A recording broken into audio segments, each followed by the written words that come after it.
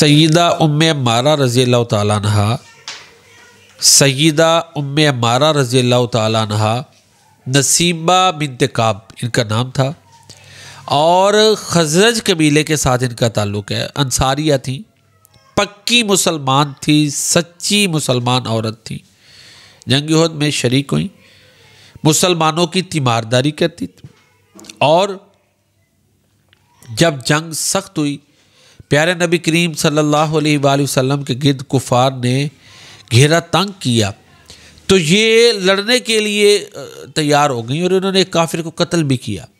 بڑی بہادر خاتون تھی۔ ایک مرتبہ پیارے نبی کریم صلی اللہ علیہ وآلہ وسلم ان کے گھر تشریف لائے، اور انہوں نے ان کی ضیافت کی، ساتھ یہ بھی تھیں، ادھر ہی موجود تھیں، تو اللہ کے نبی نے فرمایا تم بھی کھا لو، تو ام عمارہ کہتی ہیں میں روزے سے ہوں۔ اللہ کے نبی نے فرمایا روزہ دار کے پاس جب تک کھایا جائے فرشتے اس کے لیے رحمت کی دعائیں کرتے ہیں۔ پھر اس کے بعد سیدہ ام عمارہ رضی اللہ تعالیٰ عنہ، اللہ اکبر، اللہ کے نبی سے عرض کرتی ہیں اللہ کے رسول دعا کریں کہ اللہ تعالیٰ ہمیں آپ کی جنت میں معیت عطا فرمائے۔ اللہ کے رسول صلی اللہ علیہ وسلم نے دعا کی، دیکھیں خوش نصیبی دیکھیں، اور صحابہ کرام کی ترجیحات دیکھیں۔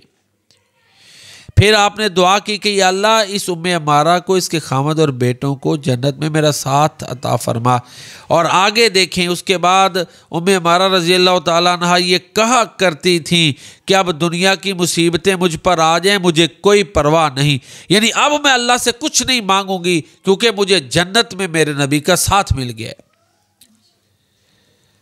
میں نے سب کچھ خدا سے مانگ لیا، تجھ کو مانگ کر اب اٹھتے نہیں ہاتھ میرے اس دعا کے بعد۔